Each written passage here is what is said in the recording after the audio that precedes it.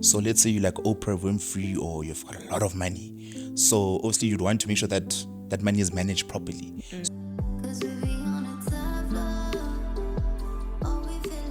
Hello guys, welcome back to my YouTube channel. My name is Khensani and I bring you faith, education, wisdom and lifestyle content. In today's video, I have a special guest and his name is Shingi Musingwini, and Shingi holds a BA Law in International Relations and an LLB degree. He's also an admitted attorney of the High Court of South Africa, specializing in estates, family law, and trusts. So, welcome, Shingi. Welcome. Thank you for having me. I'm very excited to be here. Like when you actually send me the message, like, vibes, I'm ready. I'm ready. Awesome. I'm ready. Yeah. I was like, finally, it's about time we had a male perspective on the channel. I mean, it would really get the guys to relate to the content as well. Definitely. I'm here to represent the guys and let's have some diversity, I guess, eh? Yeah, sure. Shingi, so when we're talking, when I was asking you that you could feature into today's video, I just remembered that I saw you at court when we were both doing articles and in the both, I guess, in litigation, doing litigation work. Yes. And Yes. that's where I got your contacts and I kept them, guys. Imagine that was like in 2019. So I think that highlights the importance of community and just also keeping in touch with other people as well. That is very true. I mean, especially in this profession that we're in, it's all about network, and I believe your network is your net worth. So it's very important to keep your learning colleagues very close and work together, because if I'm not good at something, I'll refer them to you. For example, I know you're doing environmental work and city planning, and I was like, if someone came to me, I'd be like, look, I don't know that, but I guess it's very close. It's quite good to to stay together. Yeah. So yeah. But yeah, wait.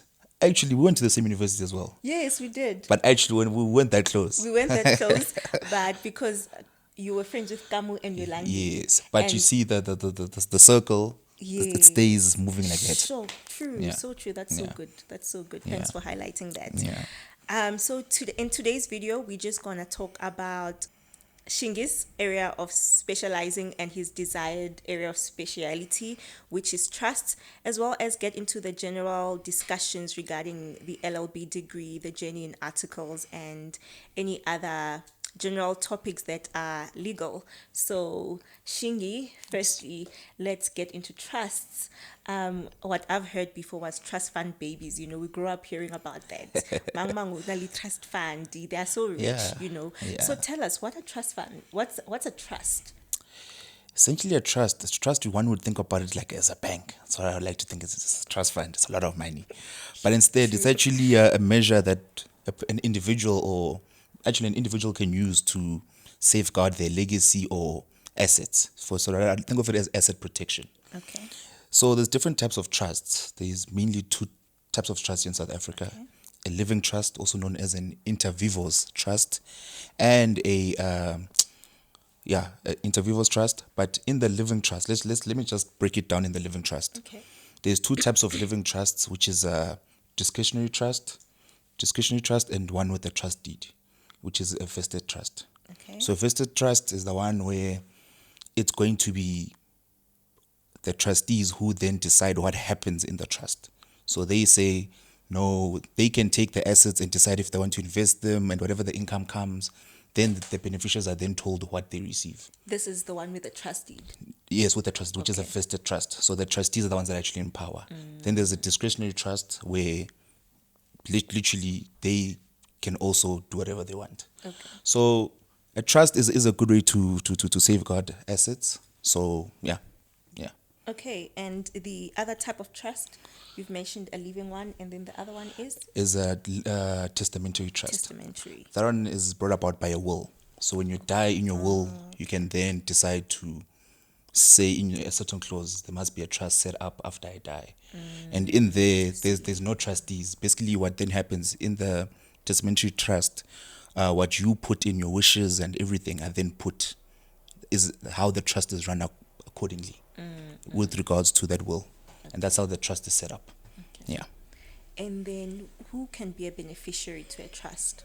Anyone can be a beneficiary to a trust. Because essentially how a trust set up is there's a donor, and the donor is a person who donates to the trust, and a beneficiary, even the donor can also be a beneficiary to the trust.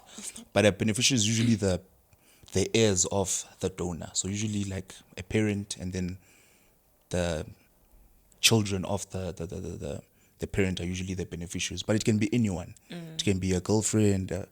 It's not like it can be anyone. Okay. It can be anyone. So I know of students who are funded by trusts, Yes. like this trust is funding multiple students at the university. Yes. How does that go about? So can I start a trust and then decide to fund people that I'm not even related to, like you said? Yes. So let's say you like Oprah Winfrey, or you've got a lot of money. So obviously you'd want to make sure that that money is managed properly. So you'd open up a trust. And then the people who then run the trust are your trustees. So they account to one another. So essentially you'd appoint people who are independent from each, people who do not know each other. So if, for example, they want to withdraw money from the bank account of the trust, they need to account to one another. So that's how you then be able, the beneficiaries are then the students or who needs that money, essentially. And then how do then businesses come into play? Because you'd see that a trust then is applying for a retail license to operate a filling station. Yes. Like how does that come into being? Essentially what then happens, for example, a company usually then, their shares are then owned by a trust. Usually that's to protect the directors and so forth. So if those shares are now owned by a trust, it kind of limits the liability of the company. So that's why you end up seeing a trust, because the Okay. trust actually does have what do you call it, personal legal capacity. Okay. Yes. So you can actually sue the trust in its name Ye- and the trustee's name. Yeah. So you can actually, that's how a trust can then actually do transactions Okay. in any sphere. Because interestingly, I would just see them in litigation papers, Yes, like yes. if you're protecting your assets and your children are beneficiaries, and then Yes. how then are you Yeah. cited on litigation trust. papers and Yeah. stuff, Yeah, know? I understand. Yeah, it's Yeah. it's a trust. It's a trust. It's a trust. So how do I go about setting up a trust? Do I need to be like super rich to have one? No, you do not need to be super rich, but it is quite expensive to set up a trust. It can cost you about 10,000 rand to set up a trust. Batum. Yes, because a trust is kind of like a bank account. It needs to be managed yearly and audited yearly, actually. So you'd need to get an auditor to run it and have two trustees. Sure. You see, and you need to have two independent trustees. If it's Interesting. then there's also family trusts where it can be two trustees, an auditor, and an independent trustee as well. Okay. So you don't have to be super rich, but you do need to make at least a donation of 100,000 rand before you start a trust. Interesting, guys. I'm really learning a lot about trusts. I think it was one of those things that I found to be complicated. Like you hear about trust fund babies and you have no idea how they actually work. And even now with the kind of work that we do, I see trusts being cited on litigation papers. Yes. And still have no idea how it actually happens. Like I was funded by a trust in varsity, Yes. but now it's something that's also a form of a legal entity. Yes, So yes, yeah, it's yes. actually very interesting. Very interesting. But yeah, I would recommend trust, but there's implications with trusts. There's tax implications. Okay. So how would I put it? There are some people who do dodgy dealings, who, for example, your drug cartels and so forth. Or bomashonisa, they open up trust funds. Usually what then happens is, essentially, once you put stuff in a trust, when they look up your ID, you don't own anything. But you'll see this person driving a Lamborghini, Batum. a Verpa, and things like that. But when you actually look up his name, let's say you do a deed search, when Yeah. you're trying to find it before you sue them, they Yeah. don't own anything. Sure, I'll refer the tips. So Assets. so that's what they do, and those type of trusts are known as alter ego trusts. Okay. You see what I mean? So what usually then happens is, if dirty money, whatever it may be, then goes into the trust, and then they make themselves a beneficiary, or they make someone they actually trust, like a friend, a family, a brother, a beneficiary to that trust, and then they then give them the money, because they actually don't own anything. So they can go take a loan and whatnot, but what they actually own is nothing. Okay. You see. So how then is the law trying to like prevent a situation where people are hiding assets and all of that? More especially with the alter ego trust. That's why now trusts are audited yearly. You need to have because the trust has a bank statement, has a bank account. So that bank account, we get to see what's going in and what's coming out, who's it going to, and more especially with now the Poppy Act and Fika being a big thing before you do any transaction.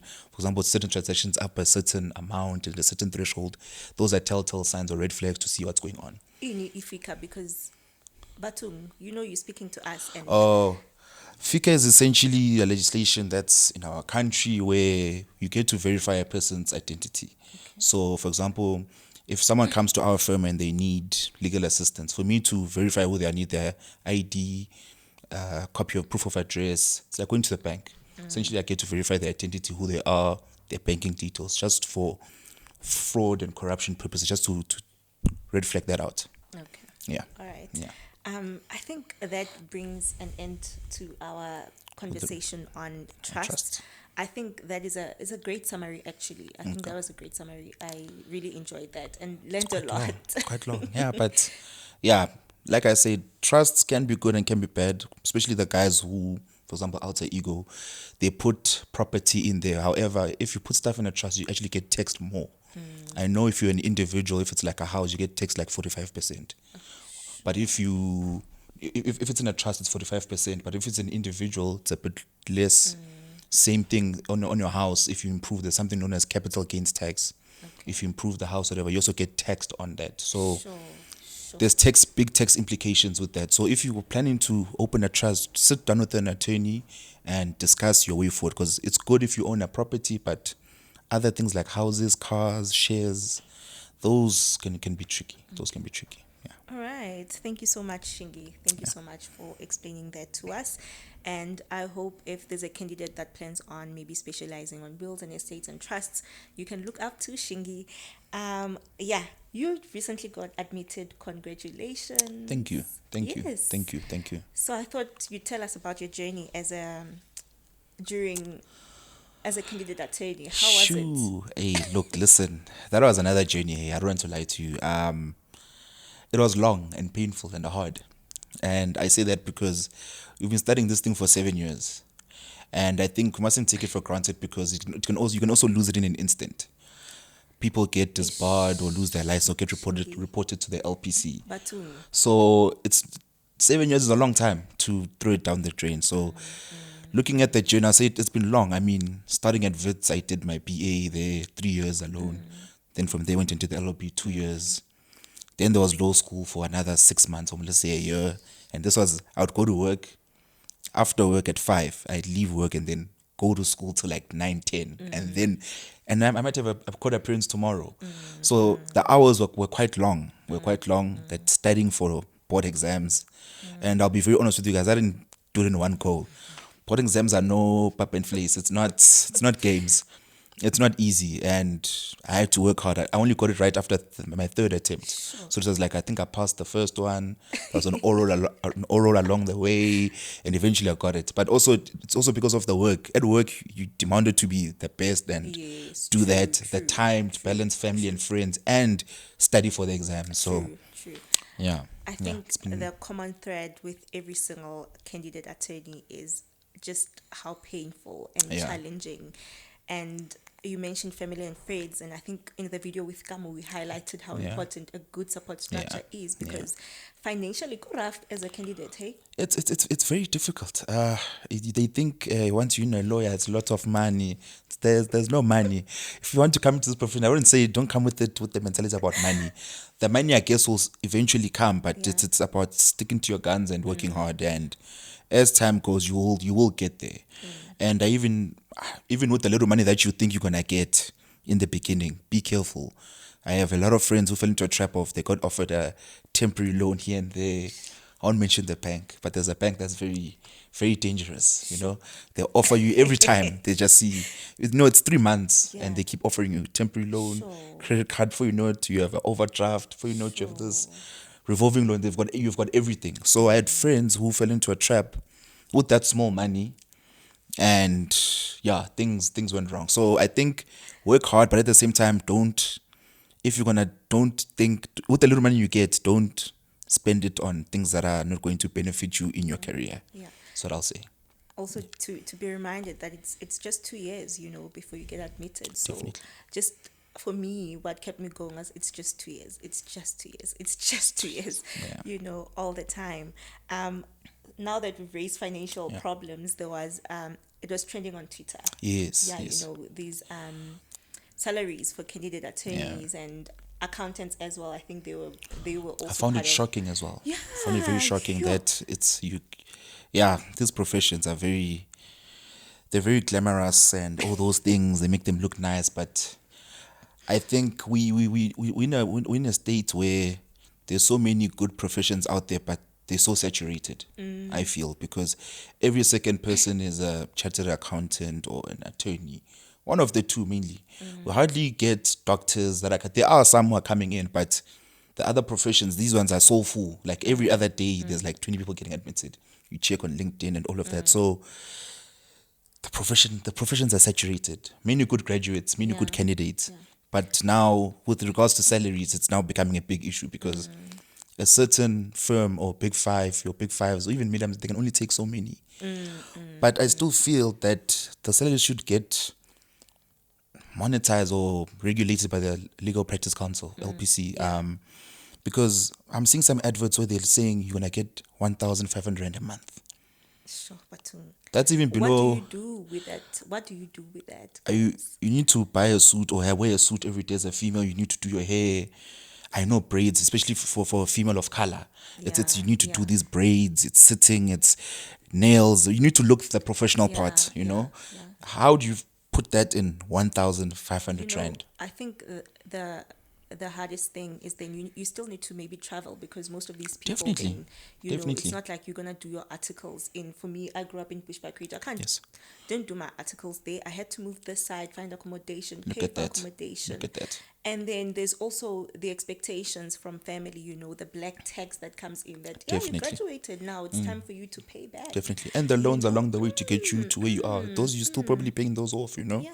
So it is quite taxing. And I think the LPC really needs to do something. I mean, if doctors after community service can go get a certain amount, quite large amount, Yeah, yeah. why can a candidate attorney who's been studying for 7 odd years be paid subjected to 1,500? I don't think there's some dignity in that. I think it can also be very Sure. discouraging. Sure. It is. It is. Because I see so many, like before I got admitted, I was in many WhatsApp groups where people discuss like we prepare for board exams. So we spoke of, hey, this salary which we shared, job applications, notes, whatever, which ended up being another issue recently. But in those, I saw many people like leaving the profession because some have babies, some just got into the profession, and that money is just not enough. So they literally sit and ask, what else can I do? Yeah. Can I then go into corporate, or can I Yeah. maybe do the prosecuting program, or whatever Yeah. where else an LP can take them, you know? But I think raising the point of what other avenues are there apart from just being an attorney and advocate also is good, because what we were told was you study law to become an attorney. You study law to become an advocate. Nobody is telling us about I becoming a totally legal agree. advisor I or totally agree. being in regulatory work or I love those kind of things. I love that you brought that up, and I think just to share to everyone who's watching out there, I think if you're going to study law, if you're going to start, especially now since you need to do a BA or BCom law, I'd highly recommend you do a BCom first, because then that also opens the doors for you. Even straight after your LLB, you can go into corporate, and I think that's what universities are failing to do, to address that. You don't need to study, like you said, go to be attorney or an advocate only, like in practice. There's actually corporate where you can become a legal advisor, like you said, risk work, risk governance and compliance work, which is, there's actually more work now for that field in Yeah. banks, insurance companies, and there's Yes. more work for an attorney, a person who's with a legal background with regards. And I think universities should do more career days and stuff like that, man. Yeah, like banks should come on board Yeah. because we usually had like those big firms, and you already vele, if you don't have the marks, you are just like angili. Definitely. Ngiyoyenzani lapha? They But don't. then, they actually just don't look at your marks. Your marks are definitely very important, but they also look at the kind of person you are. And I think people also fail to how would I put it? To take that into consideration. These guys are looking at, can I go out and grab a beer with this guy after work, or at a shareholders meeting after? It's those things you need to look at from a I bigger. agree to a certain extent because your marks speak before you can speak to Yeah, them. yeah. So if I'm gonna look at a CV, oh, she plays basketball part time, and she has 90 for contracts, I'd consider her over somebody who's with maybe this Definitely. plays basketball but has 60. Yeah, yeah.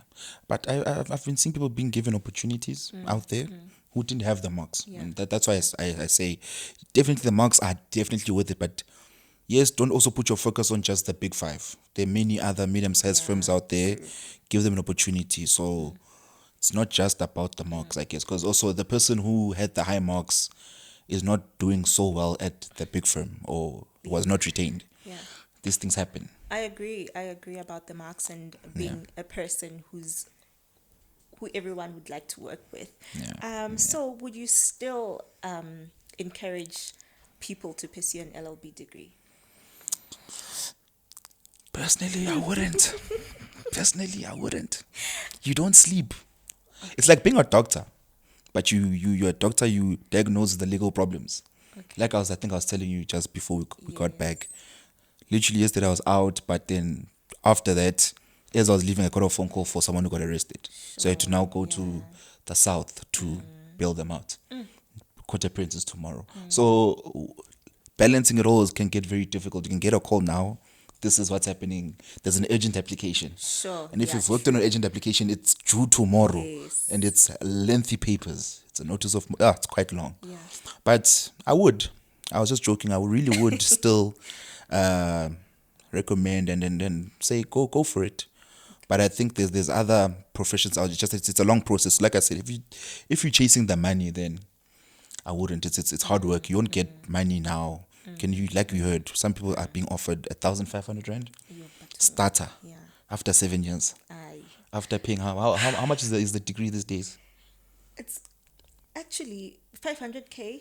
Plus after all those years. Yeah, because let's say if you Accommodation. spend 7, it's actually more. You see? With accommodation. We didn't and speak of your extra classes like your Fan X when you prepare for boards. It's money.